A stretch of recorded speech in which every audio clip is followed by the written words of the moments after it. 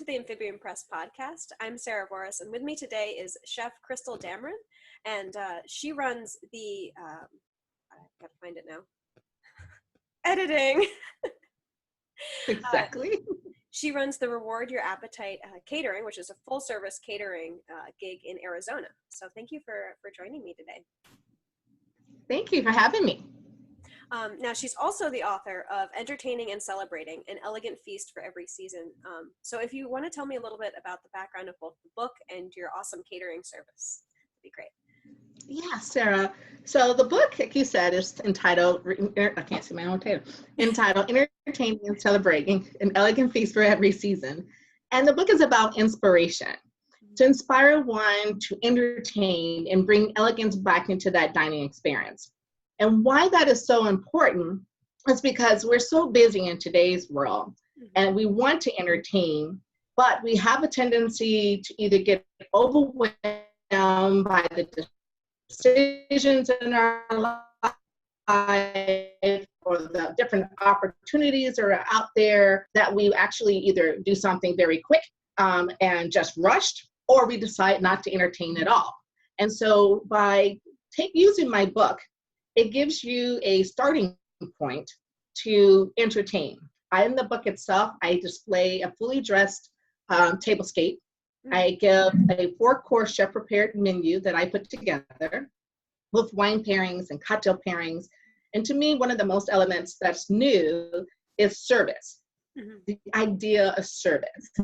Because if you incorporate these things together and create the atmosphere that you're create the atmosphere that you're trying to showcase, it allows people to walk away from technology, to be engaged in the event that you've put together for them, because they are surprised, they are anticipating, they are excited. And now you can actually sit down and have a conversation with them and engage and create lasting memories that you can cherish for a lifetime. So I love that that sense that you're bringing back the conversation and the community to dining, because I think, obviously with our smartphones and everything, as much as it's connecting us to people far away, it's sort of pulling us away from the people who are right in front of us. And I think that's really important for sure. Exactly. And that's what I want. That's one of the reasons why I like to entertain, because I love it. I do it for my daughter's birthdays all the time.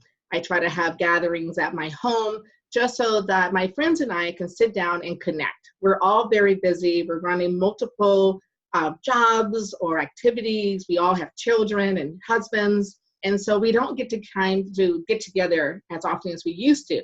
When we have these, gatherings, this is our time to sit down and have a glass of wine and to catch up and just laugh, if nothing else. And that's what's important. And that's what we remember when we walk away from the event.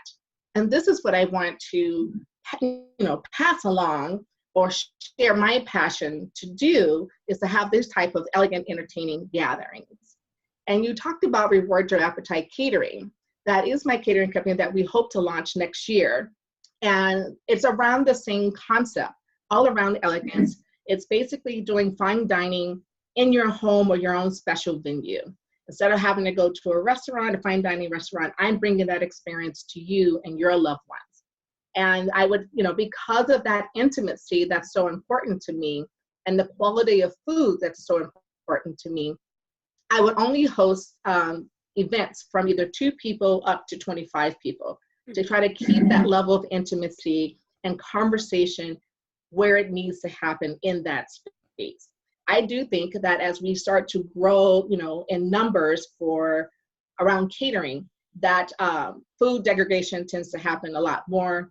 It's difficult to maintain that quality when you're dealing with large numbers. And it's hard for the host to, engage at the level she would want to engage in, or he would want to engage in, when your numbers start to get bigger than that. So all of this ties together around community, conversation, connecting, creating the experience that one should have so people can walk away with that memory. I was at my event my launch event my launch event, we were venue is what I'm trying to say. So sorry, my launch event venue. And I was talking with the food and beverage person at the time, and we had showed him a video of what elegance means to reward your appetite catering. And the last line says to cherish memories for a lifetime. And that really resonated with him. It's like, Kristal, I heard the whole video, but what I try to share with people here at our venue is to create that experience. And so it's something that's starting to slowly unfold in the hospitality community. And I want to try to bring that back to the everyday family community. Does that make sense? Yeah, for sure. Now, your background, as you know, we were briefly speaking about this beforehand. Your background is in the corporate world. So how do you balance these two? You know, like cooking and everything surrounding entertaining is really creative, and a lot of aspects of the corporate world aren't necessarily seen as creative. So how do you balance these two sort of sides of yourself when you make that transition? Oh my gosh. That's a fabulous question, because people say, Kristal, how did you get into this? And just to give you a little bit of background, we did talk earlier, corporate finance has been my life for over 20 years, and I love it. And because of my children, becoming mom has really sparked the transition to becoming an entrepreneur. And cooking itself just happened to materialize in that transition. So trying to figure out how I can be mommy after I had my two children, because I never thought I would change careers ever. But having them spark that idea, how do I become mommy? How do I be the mommy that I want to be? And then if that's the case, how do I get my time back so I can have more flexibility to do the things that I want to do with my girls? And so cooking just started to materialize. I started watching cooking shows. My husband was talking to me about cooking. All of our conversation was around cooking. And so he had, gently said, Kristal, why don't you take a cooking class and try it and see if you like it? Well, I did.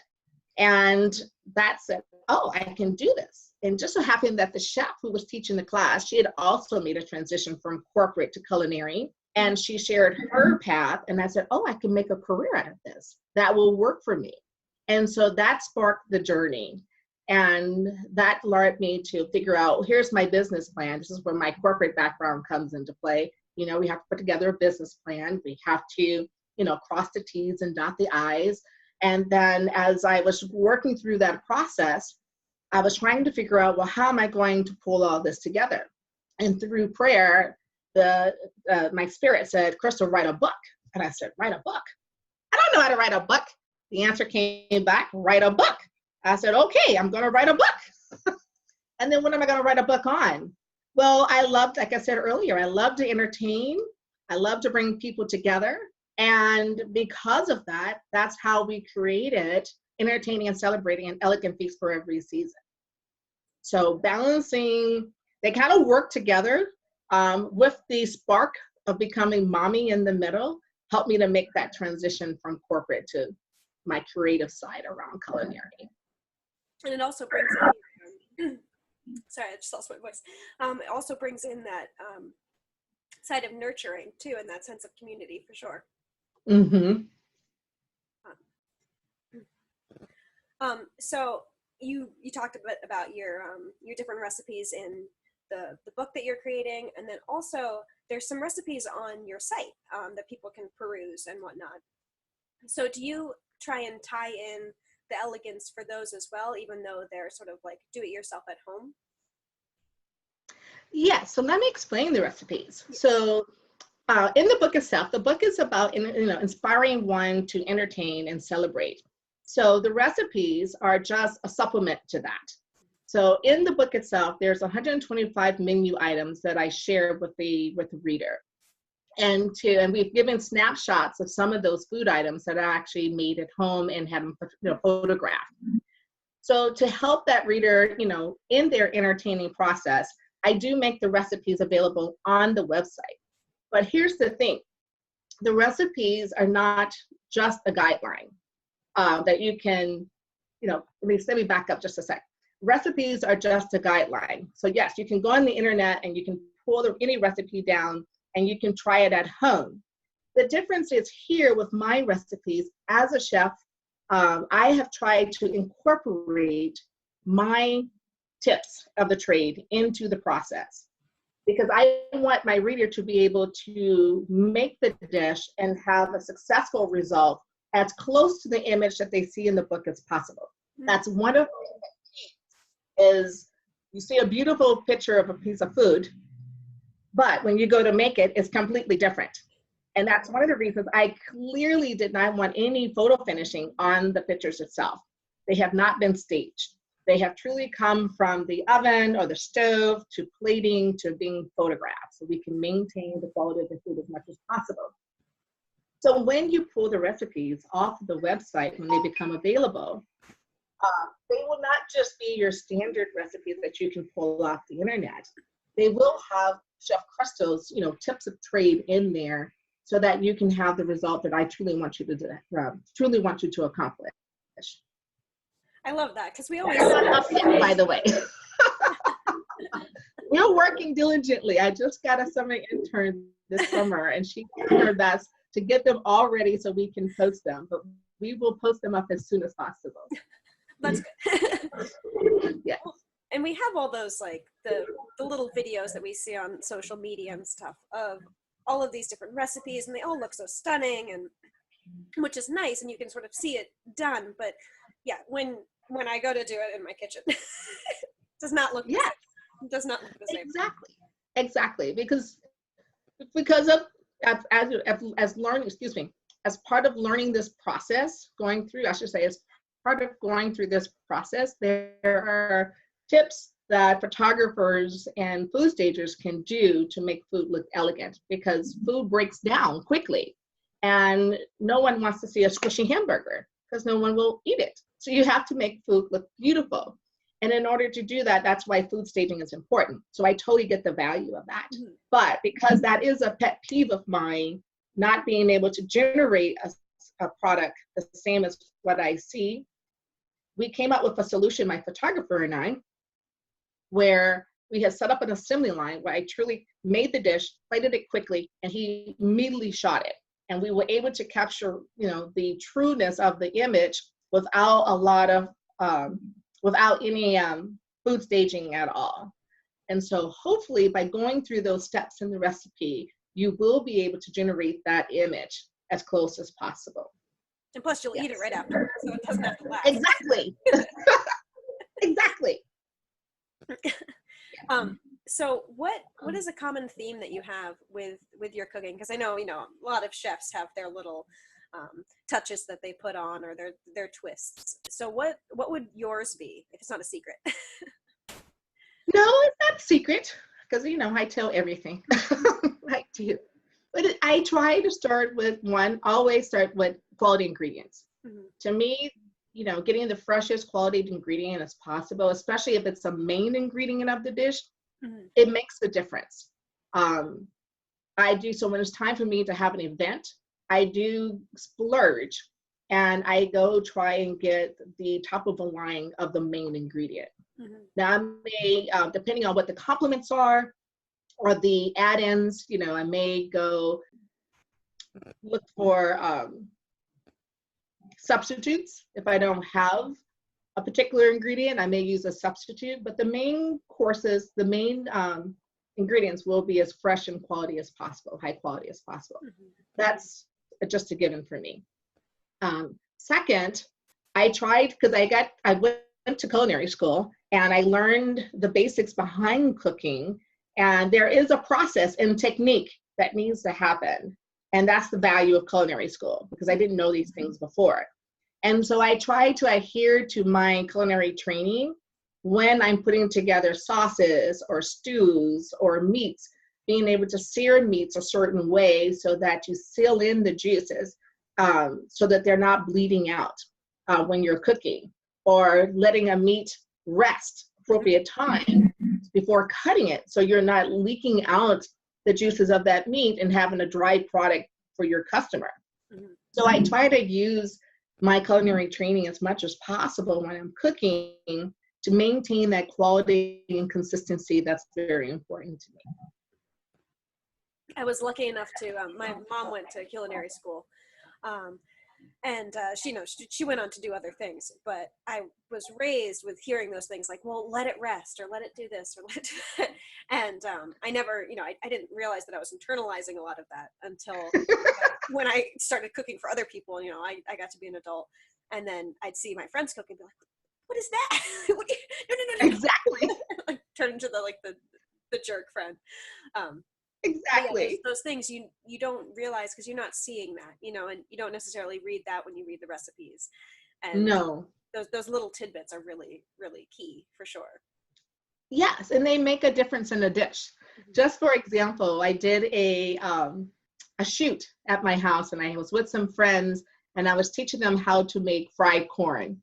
And one of my girlfriends, I love her to death, and I had showed them the technique of how to cut the corn nibs off of the cob. Mm-hmm.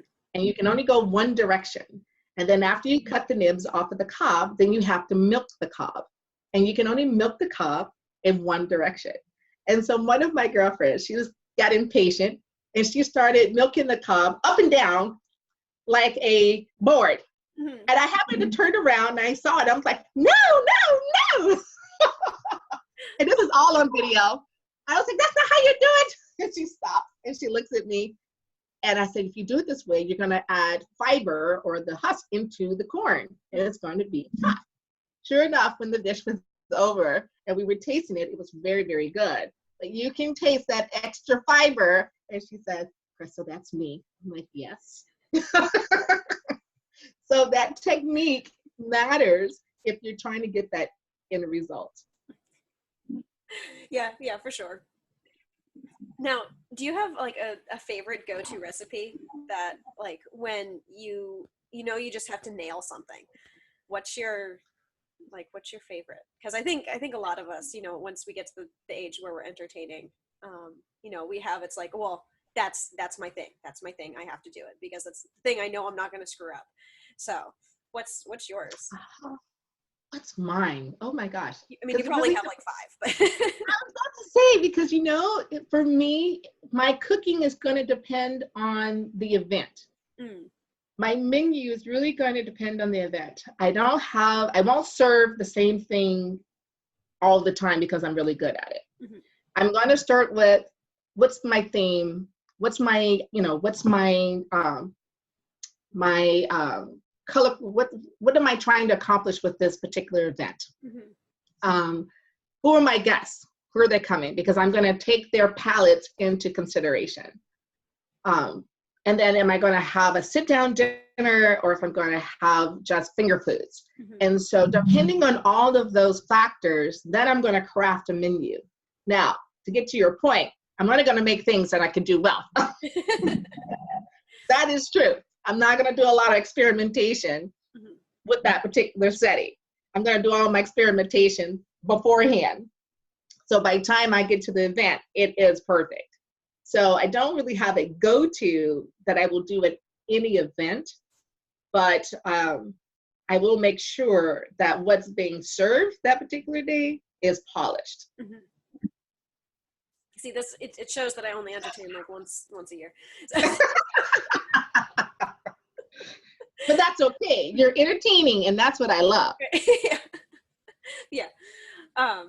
Well, that's good too. I think, is having that, not just catered to different tastes, because obviously allergies and whatnot, but also like sort of taking from the ambiance of what you're trying to achieve. I think that probably in and of itself is almost more important than what you're making. You're drawing in this atmosphere, and like you said, it's the community and the conversation and all of that. That's almost more important than the food itself.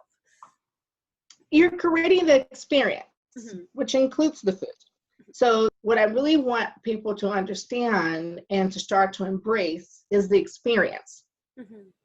And the experience encompasses the entire thing we just talked about. It includes the atmosphere. Mm-hmm. It includes the food, but it also includes the service, because I want the host to partake in the conversation and not run around and miss out and say, what happened? I missed that. Because then the host never wants to entertain again. But if she has help or he has help, then they're like, oh, this was a wonderful event. I got to engage and be a part. And now they're like, I can do this again. And now they can start building more community with their friends and family and adding new people into their circle as well. Mm-hmm. And so having those elements, all three of those elements work together to create the experience is what you want to start thinking about so that you can now have those memories and cherish, that you can cherish for a lifetime. Mm. I like that. Maybe I'll start entertaining. Yeah. Especially since you have good cooking skills. Come on now, Sarah. We'll try. So this is like sort of my fun throw out question here. I usually ask authors who their favorite character is, which is sort of like who's your favorite child, but obviously in your case it's a little bit different. So if you had to eat one type of cuisine for the rest of your life, only one, what would you choose? Oh, goodness gracious. I know. It's like, do I have to consider health aspects? oh, certainly not. So no health issues. Okay, one food for the rest of my life. Or one type of food, one genre. One type of food for the rest of my life. Okay. I would have to choose butter pecan ice cream. Ooh. I cannot believe I'm saying it because I'm going through my list and I have like 10. If I had to choose one, mm-hmm. I would, and no health concerns, yeah, no. It would be butter pecan ice cream. Yes. That's a good answer. I'm like probably a chocolate mousse person. Or if I had to go with like protein, I'd go with like tuna steak. But like, mercury be damned. Yes, exactly. Yes. Now, if I had to choose a protein, mm-hmm. Oh goodness, it would probably be crab cakes. Ooh, yeah. See, like fish and seafood, yes. You can't go wrong with fish and seafood. Yeah. Sarah, can I make one correction? Yes, and of course. That is where I'm thinking about what I said earlier. Fine dining is already in it's growing in the hospitality area. Well, that's not necessarily true. It's already in the hospitality area, but I'm trying to get people to do this at home. Mm. I kind of said it. If that gets published, I don't want people to think, oh, hospitality hasn't been doing this. Right. Yeah. Hospitality has been doing this, but I'm trying to get people to do this more at home. Mm-hmm. Yeah, I mean, we never like my mom, of course, because chef. She definitely made us sit down around the dinner table like all the time, which I hated as a teenager. But I did that. See that. Yeah, I don't see that as much anymore, and I've noticed that a lot of people when they visit, it's like, what? And yeah, I think that like moment of just like, no, let's sit down, let's make a conscious effort of being here and being with each other. I think that that's definitely something that needs to be brought back for sure. Yes, and I do that. Like your mom, mm-hmm. We have to sit down. I don't care if it's breakfast, lunch, wherever we're at, we're sitting down as a family mm-hmm. at the table. There's no, phones or anything. We're going to engage at the table.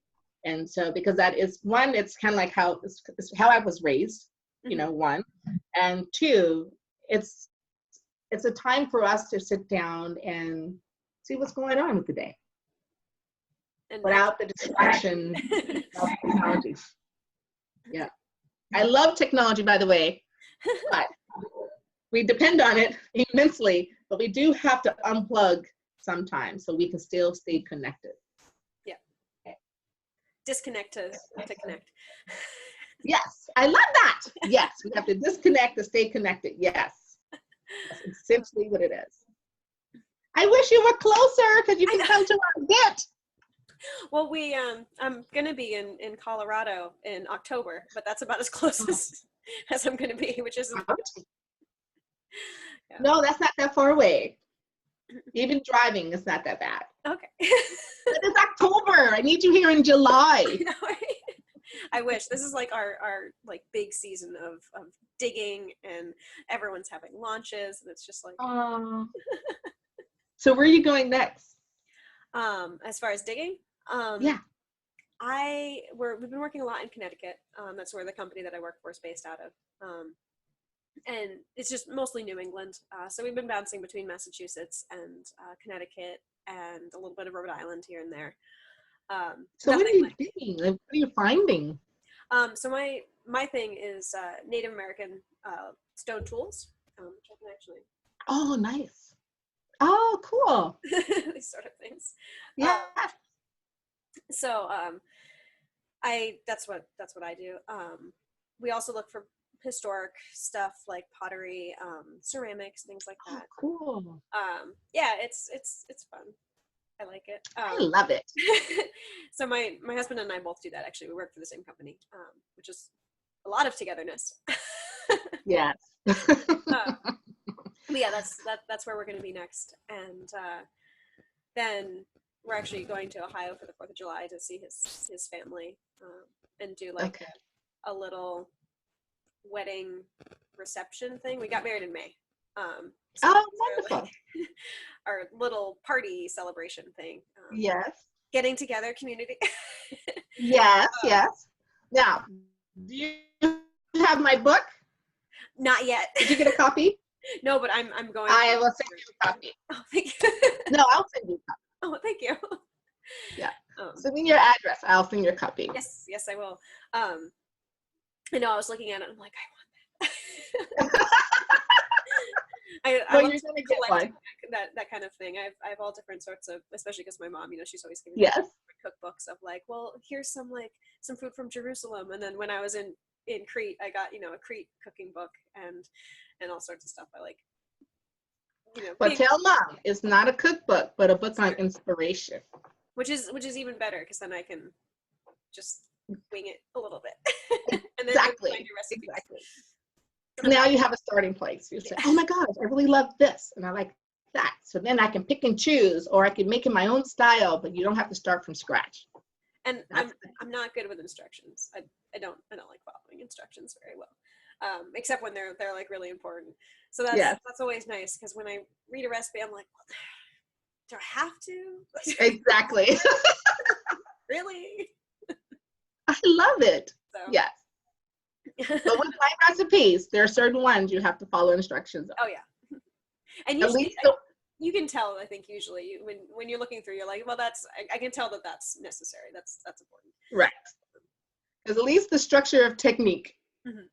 Yes. So I'm hoping we can get those up soon. Mm-hmm. It was funny because my intern, I was like, okay, are you done yet? She's like, Kristal, these are so long. I was like, well, okay, I get it. So I still have about 40 more recipes to cook, because we won't post them until I've actually cooked them and tested them and finalized them. So still, out of the 129, we have about 40 more to do. So we're getting there. Have you encountered eating with your fingers? Or no, it's midnight chicken. Oh God, see, this is I'm gonna have to Google it. What's midnight chicken? It's this awesome cookbook / essay collection, and it's by this British woman, Ella Risbridger, I believe is her name. I've never had to say it. This is one of those things again. And she had a food blog, and a lot of it is just about drawing from the emotions of what she was feeling and just putting it into her food, and at all different hours, and which is the midnight chicken thing. And the blog is called Eating with Your Fingers. Okay. That's why I got those two confused.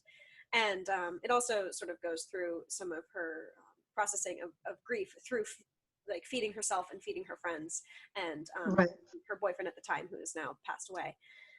And it's just, it's really good, and really good writing, and great food, of course. Send me her name and stuff so I can look it up. Yeah, that sounds fun. Yeah, I followed her for years, and yeah, it's really cool, and it brings in that sense of like, it's not just, you're not just like shoving food in your face. Yes, it's a whole thing. Exactly.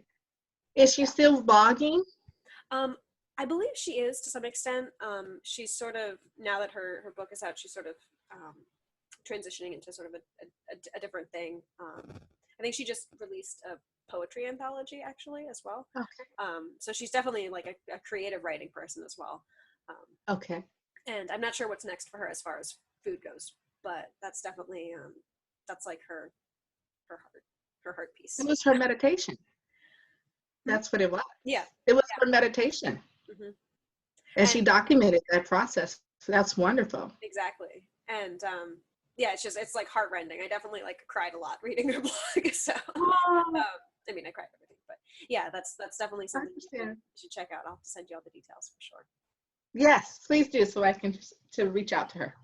Yes, I love learning new things. Mm-hmm. So I do. So if you have, obviously you're reaching out to these people, trying to get them to engage and entertain and really appreciate their community and just the whole experience, as you said. What would you tell someone who's just sort of getting started in, maybe cooking more elaborate meals at home, or someone who's not going to go to culinary school necessarily themselves, but what would you tell them? Like, where do you start? Other than yes. Yeah. So for that new cook, right now I would say surf the web. Because they do have good recipes that are out there, and you have to try. It's just trial and error, and you never make a mistake. You just learn from it. It's never failure. You just learn from it, and so you make it better the next time. So you start with a recipe that you can pull from the internet, but while you're also doing that and doing that trial and error process to make your cuisine better, you can also pick up cooking books and actually read them. One of the things I loved from culinary school was our textbook, and it's just full of information, and they give great instructions on how to do different things. And so you don't have to go to culinary school to do that. You can pick up a book and start reading it to try to understand the different techniques, and then again practice them at home, because that's all we're doing in school is practicing what we're learning.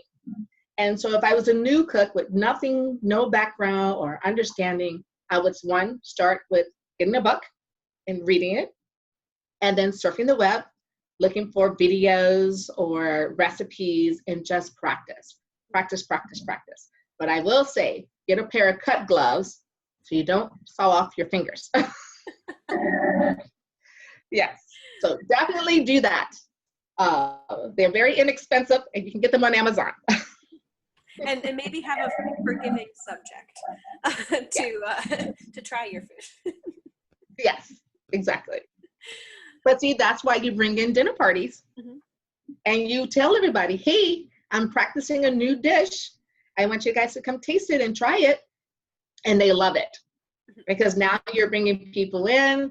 They get to share your cooking, give you feedback so you can make it better the next time. But look, you're having a community. You're conversating, you're entertaining without even thinking about it. And that's what cooking does.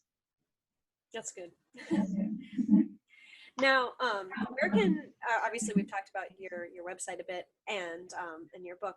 Where can people find you online? And also if they're local to you in Arizona, where can people find you? Yes, so I am on all 5 platforms: Facebook, Instagram, Twitter, Pinterest, and LinkedIn. My website is Reward Your Appetite Catering. And locally, I'm in the Phoenix area. So just look us up.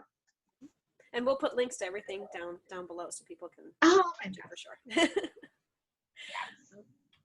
But I think that's about all we have time for today. Okay. But definitely keep us apprised as you build and expand, and hopefully we'll have some new little chefs running around who can test out some things for you for sure. Fantastic. So Sara, this has been the Amphibian Press podcast, and with me today was Kristal Damron, chef and author and entrepreneur.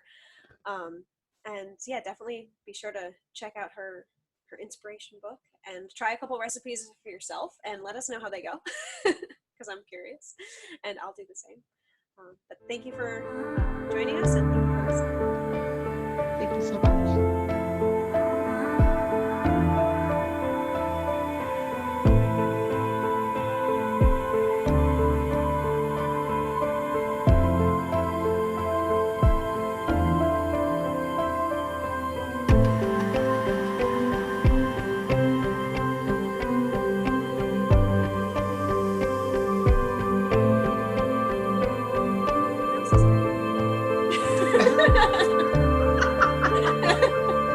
But the thing, Sarah, we made it. We got through it.